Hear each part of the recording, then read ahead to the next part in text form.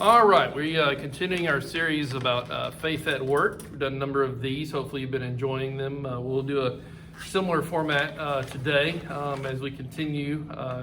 From Bret Brauninger here, interviewing him today about his job and how his job affects his faith, how his faith affects his job. And so we'll go through, like I said, similarly, first part, kind of talking about letting him tell us about what he does job-wise and has done, kind of history. He'll share about that. And then after kind of lay that ground, we'll transform into talking about discussion of faith. As I said, younger people especially, or maybe even others who may be contemplating job changes. I know in this environment sometimes we get that discussion, but as Bret talks about his job and others, as we've interviewed, talk about their jobs. If you have interest, especially young people, saying, "Hey, that sounds interesting to me," go and talk to these people that I'm interviewing and say, "Hey, what do I need to do to be able to do something like that? What's the benefits? What's enjoyable, things like that." So I encourage you to jump in on that if there's questions you have, or I know these folks will probably be happy to do that. So glad you're here today, Bret, to share your experience of life in work, and how your work affects your faith and how your faith affects your work. Just tell us briefly kind of about, maybe a little bit about your educational background and how that kind of transferred into kind of your early job history maybe. That doesn't fit at all. Square peg and round hole. I actually went to college to go into advertising. At the time, this was back in the late 70s, and growing up as a kid, I always wanted to be the pitch man, like Darren Stevens on Bewitched. That was my idea. Dream, kind of. And it didn't take me long once I got into school studying that I realized that the advertising business is a very cutthroat business. And it suddenly didn't appeal to me in that way. Yes, but I was fortunate. I was dating Missy, my wife at the time, and her dad worked in one of the plants, and he got me a job with a service company that Bill Haley, who's my brother-in-law, the same company. Oh, okay. Halliburton. And so I was able to work my summers, and anytime I was home, spring break, Christmas break, whatever, I would go and do some hours and make some money. And I did that all the way through school. And so in the early 80s, which you're probably still too young to even remember that. I was in elementary school. Okay, well there was a recession going on. Oh yeah, I've read about it. There were a lot of people coming out of college with degrees, technical degrees, that couldn't find work. And so I was very fortunate that my boss, who had been employing me all those years, summers and things, he said, "Look, just get your degree. I don't care what it's in. Finish up. You've got a lot of knowledge and you're a smart guy, so we're going to kind of let you chart your own course, and I'll help you and train you and that kind of thing." So I went ahead and got, the quickest way out was to stick with the art and the advertising and get that degree. And I took some things like chemistry and some other things that would apply to the work as I was able to. So that's how I got started in that business. And what it was just servicing the chemical plants and refineries by applying chemicals, corrosive material to dissolve fouling out of refinery equipment. When it gets fouled, it no longer functions and operates efficiently and properly. And it's costly for them, very costly. So layman's terms, fouling, that's not familiar to me, but like rust. Yeah, I was gonna say crust kind of gets in there. Yeah, operational deposits could be oil and things like when you grill chicken or a steak or something on your grill, and you take it off, there's that hard, crusty on the grate. What we call organics oil, and it gets too hot and it burns, and all that stuff stays behind, and it interferes with the flow of the product. So we would go in with certain applications and remove those types of fouling. Same thing with your tea kettle. When you put water in your tea kettle and put it on the stove and let it boil all off, then when you look in the bottom of the tea kettle, there's this white powdery stuff. Yeah, residue left. That's all the minerals and water hardness. Well, that gets inside the boilers where they generate steam to run the equipment. And a big facility. And when it gets dirty, they have to put more heat in it to get the same BTUs out of it, the same amount of steam out of it. And all that extra heat means extra fuel, and it costs them a lot of money. Less efficiency. So they'll call us to come out and acidize that boiler and actually dissolve that scale and clean it all back up to the original tubes and the original metal and clean it up, that kind of thing. So that's what I do and have done for quite a long time, 37 years now.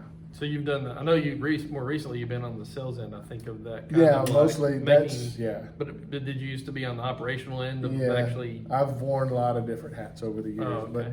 but sales predominantly, where we would actually go and I would try to generate that business and Get the customer under contract. But there were some operational hitches that I did, and then I left that business for about 5 years and was actually a branch manager for an equipment rental company, which is like Mark Pringle works for. Yeah. Matter of fact, it's a competitor of theirs. But I was the guy in charge. I ran the business here locally for them. So it's like industrial equipment. I mean, just kind of yeah, tanks and pumps and hoses and pipe and filters and just a host of things. Anything that basically had to do with moving liquid, moving fluid from one place from one to the other. Yeah. So interesting. So you've been on the boss side of things a bit, and also on the sales. I've done it all. Peon side, the little peon guy running around making sure. Yeah, I started out of college. I started out as a truck driver, an equipment operator. I mean, I was the entry level. I don't remember exactly what I was making, but I think at the time it was like $7 or something an hour. And I was very fortunate because Halliburton was a worldwide corporation. Yeah, lots of jobs and lots of work. It was a good career, and I was with them for 14 years before they sold that division and it became somebody else. I just stayed on with somebody else. But I mean, we had stock options, and we had the 401k and all the things that were they were new then. Conceptually, So it was a good career, and we worked along. What a lot of people don't realize, the first 10 years of my career, I worked 80-hour weeks routinely. Oh wow! Sometimes over 100 hours a week, and sometimes out of town traveling. And there were times when I worked 36 hours straight. Oh wow! On site in the plant for 30. It was back before they had safety regulations. A lot of OSHA stuff. Yeah, it hadn't come out then. So, I mean, I can remember. Trying to get the job done, kind of. I can remember driving home from Houston after a job, and I don't really remember much of the trip. And I was driving. Trying to stay awake. Yeah, it was scary. It was scary. I had some close calls over the years, and losing control of the car and going to sleep at the wheel.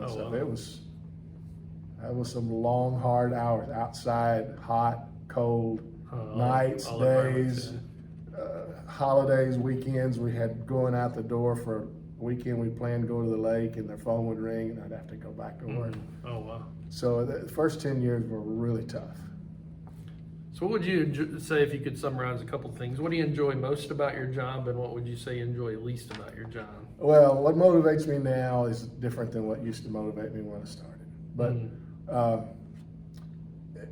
I think it's the thrill of the chase. It's knowing, finding and prospecting and finding the job that's out there, and then working out a strategy to approach that customer and try to win that job from them. You solve the problem. Yeah. So, there's motivation in that. There's a kind of a rush, like, we got it. We got this big project. The thing that I don't like the most is that, we got the project. I know that's a little weird, strange, but nowadays especially, it's hard to rely on people. And so when you get a job, it's like, oh no, how are we going to cover this now? Because you're so busy somewhere else, and you think, making everything work. Who are we going to have available when it comes time to do this job? And are they reliable? Are they the better people? And as the sales guy, I always want the best people on my jobs, but I don't always get them. And so, I always use this analogy. it happened to me before, and I had a dispatch, an operations manager that we were just totally out of people, and I needed more people. And I called him and I said, "And I need two more guys." That I use the analogy, I need 2 screwdrivers, and he would send me a shovel. And I said, "Wait a minute, I need 2 screwdrivers," and he would send me the right he would tools. send me 3 shovels. I said, and I called him and I said, "Wait a minute, don't send me more people that don't know what they're doing. I need somebody that Send me knows what one they're good doing." one at least. Yeah, Instead and of so three that don't. there was a huge frustration, because I'm kind of old school, and I want everything to be just right. And it's my credibility because I sold that job to that customer, and he has an Gotta expectation. make it happen. Yeah, and so I want the service to match what I have promised that guy. And so that's what I don't like, is that I have to, at some point, I have to turn it over to somebody else And working with a lot of limitations. to make it happen. I can't do it all, and I don't want to do it all. But anyway, that's kind of what I like, what I don't like. At the same time. Yeah. What kind of a question I mentioned in videos sometimes with young people, especially that may be viewing.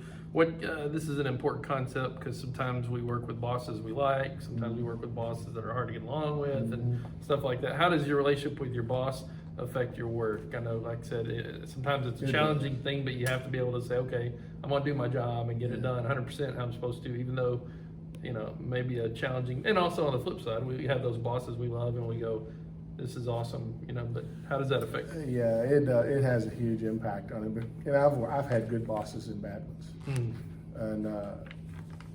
and there's a big frustration factor. There's when you can't get the things that you need to take care of things, and you go to your boss and say, "Look, we got to do something," and he just kind of I have no solution yet. Yeah, or he just says, "Look, I'm the boss. I'm going to Figure it do it out. the way I want to do it," and you're just going to have to live with it. That's a real frustration deal right there. But I've had some really good bosses that have been very supportive, and that trust in the credibility that they hired me for. And if I tell him this is what we need, then he says, "Well, then that's what we need, and let's get him what we need." So I've had bosses that have played games with the money, and when you had commission and bonuses coming for work that you've generated, And then they'll try to short they you would hold a little bit. Yeah, they'd hold it back because it comes off of their bottom line and affects their bonus. So it would stall and hold off, and then every 3 or 4 months I'd have to go back and say, "Hey, what's the deal?" I'm due, for my Yeah, and bonus. it just got to be humiliating to have to go back and beg for my money all the time. So you go with it, you're flexible, and when you finally had enough, you start looking for something else, or you make a big enough noise to where maybe something would change. Positive happens. So you got to be careful how you make the noise. Yeah, don't make too much noise, but Yeah. enough noise to get things rolling. Yeah. Well, kind of transitioning, kind of laid the groundwork there. Some of the things that you've done work-wise, kind of transitioning to the faith aspect. And you're kind of in a more industrial setting. I know I read Tracy, some of y'all may have seen that. He's kind of in a similar environment a little bit. So it can be a little more challenging as we seek to walk a Christian faith in some ways. Not, office jobs can be challenging too, but are there other Christians in your workplace, and how does that kind of help things? Address that a little bit. There are people who profess to be Christian. There are some that live what they profess, but there are a whole lot that don't. And that's disappointing, especially when you're trying to do the right things and you have that influence. The main thing, how that manifests itself, is in the language that you hear. Having to sit and try to work when other people are moving around in the office or whatever the setting is, and just letting the fur fly as far as their language goes.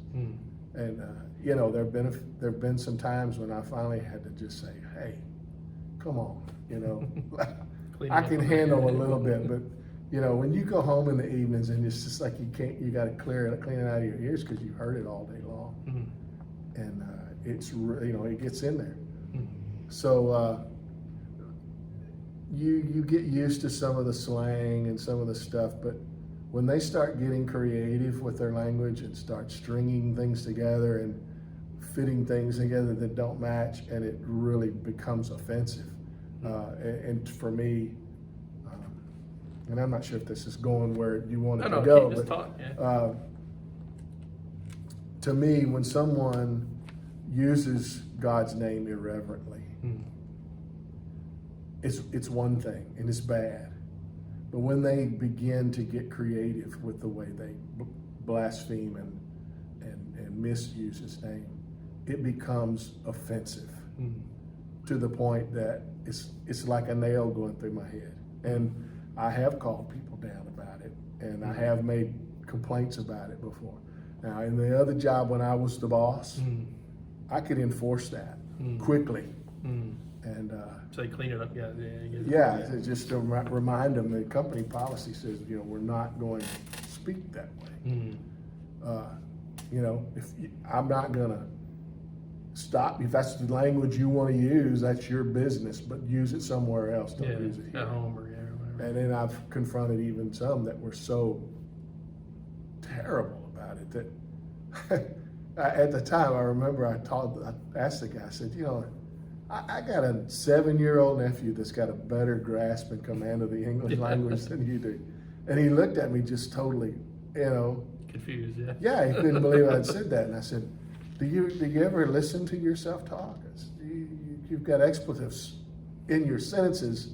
It's almost like you're trying to see how many you can fit in one sentence. You could just say very, or something, or very painful, crazy. Or And I'm like, there's a better way to communicate than that.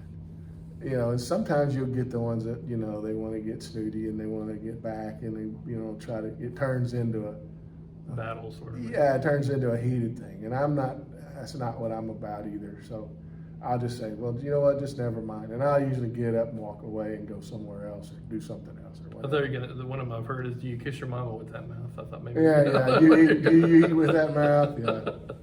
What about some other temptations? I know you said, talking about in sales a little bit, some maybe that are over you, manipulate things. I have had situations in sales. There's a certain aspect of sales is building relationships with your customers. And sometimes those relationships can be,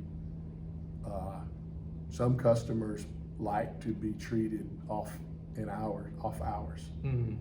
And so you get put in situations where one customer may want to go somewhere, then you're like, dude, I'm not going there. And I'm sure not going to take you, so in those situations, you have to go to your boss and explain, say, hey, I'm not going to take this guy to Here's this the place. offer I made, but And, he's wanting more. and he said, no, don't worry about it. I'll send somebody else with him. And I said, okay, that's fine. It makes me kind of, you have to do what you have to do to make your living, but it makes me think less of some of those customers if they approach me and make it conditional. hey, it sure would be nice if we could go to this place over there. I'm like, and y'all take me out. I've never been to one of those places, and I'm not going to start now.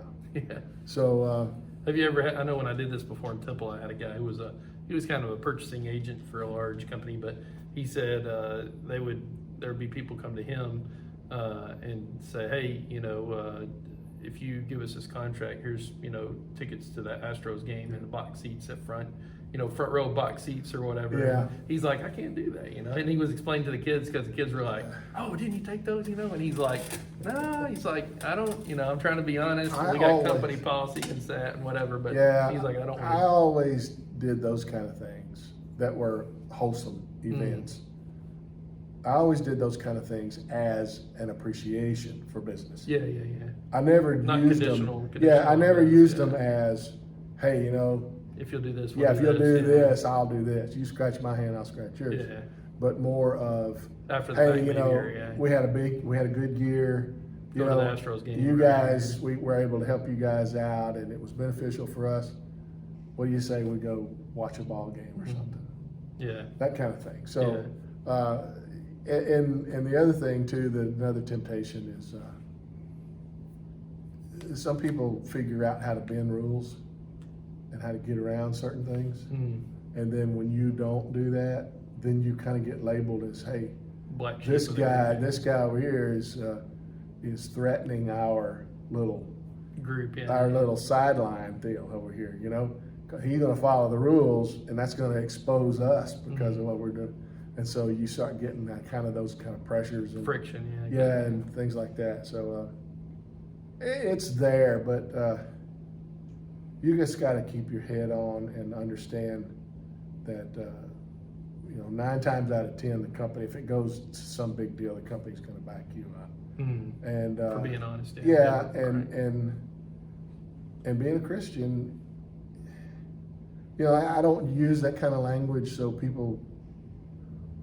It got to where people would say, they would be in a meeting or something, and here's all this language firing off, and I'm just sitting there, and the manager says, "Hey, let's hold it. Cut it out a little bit. Yeah, and so later on, he'd come to me and he apologized. I said, "You don't have to apologize to me." He says, "Well, I know I can tell you're not like that." Well, that makes me feel good that he recognizes that. But it's difficult. It can be difficult. But if you resolve to be the best you can be, then things will work to your favor.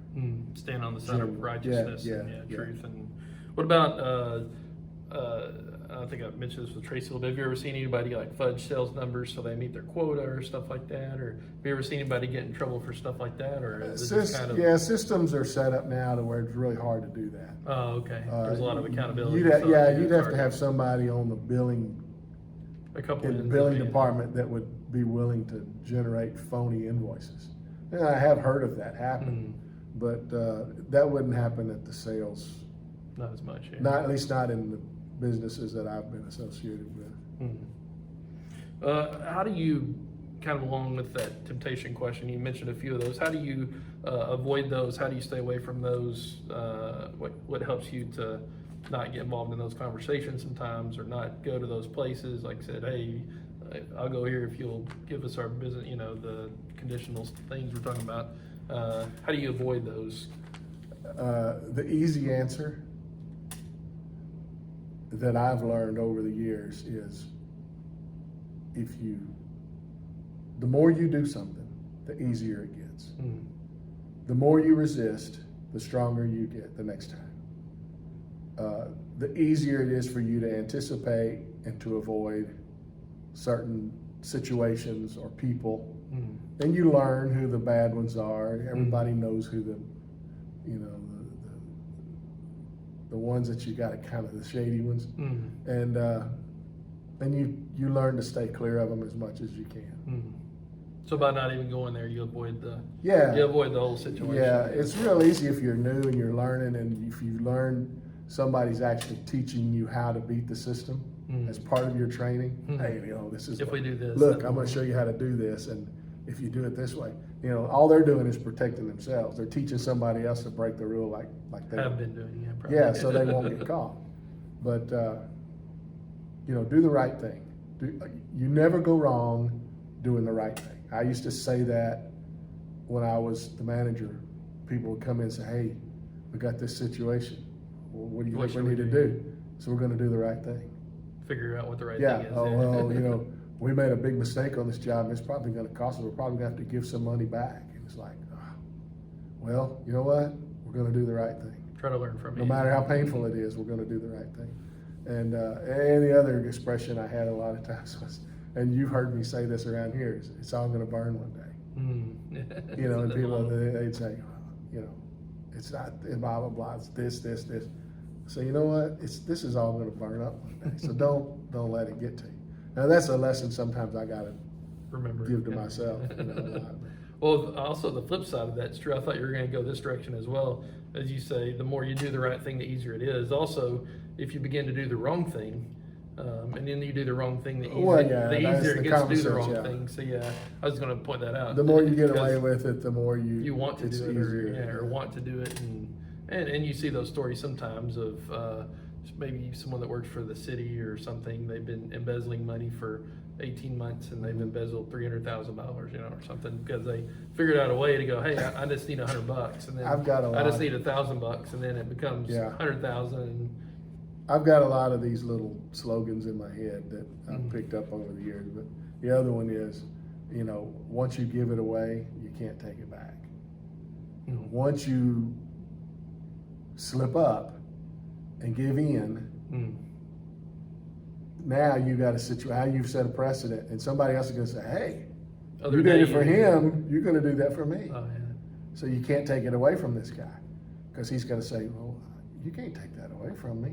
I've already spent that money. And I then paid the bills, and then the other guy's saying, give oh it to yeah, me. and it's a big deal. It can start a big snowball. So, the best thing to do is before you start giving away and giving in to things, make sure it's the right thing to do, because it's going to open up a can of worms more than likely. In the short term and the long term. I know Yeah. sometimes people have the attitude, well, in the short term I'll suffer a little bit, in the long term I'll be okay, and then the long term gets there and they're not okay, and then the short term they're not okay. Yeah. And then they go, like you said, oh no, I wish I could undo this, and then you're like, oh, I already did it, so it's hard to undo Yeah, once you've done it's like it. So. it's like letting people talk about how much they make.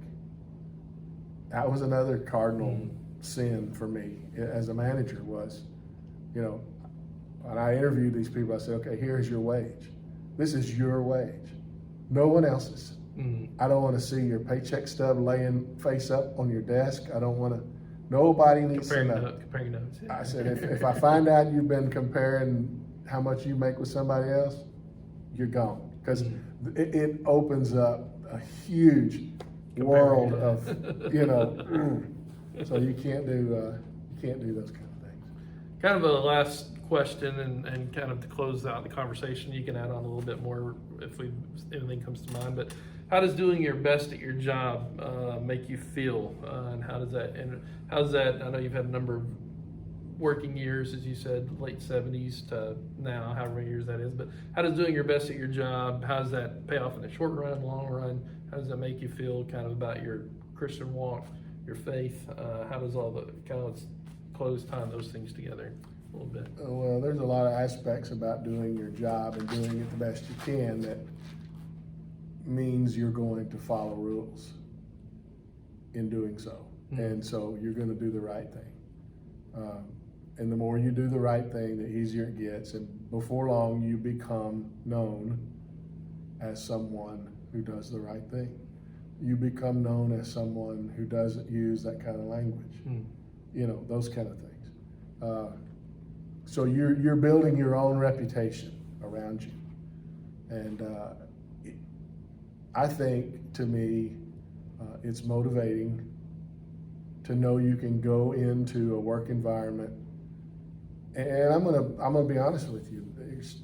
As many years as I've been doing this, and as much as I've been around it, sometimes you get home and you just feel filthy because of everyone else around you. And but you have to have your job. So I can work my job and do the right things without participating in all of their stuff. And the more you are able to accomplish that, if it's something that you set as your goal, I think about Daniel, and Daniel had set his heart on praying to God. So he made up his mind that he was going to do it, regardless of what the king said, don't pray. Daniel he had already made up his mind, I'm going to pray. So it is motivating, it does kind of keep you going. It gives you that extra shot in the arm sometimes that you need in those types of environments, to know that I'm doing the best I can. The Lord knows my heart, and he knows I'm trying, and he's going to see, and he's going to give me a break, or he's going to move me around, or he's going to create a situation that's going to get me out of something like this, eventually. And it may be that he wants me here to be this example in front of these people. And I'm sure a lot of times, too, you can look back, I've mentioned before, in the midst of some of the moments, you go, why am I here, maybe, or whatever. Yeah. But you can look back sometimes and go, okay.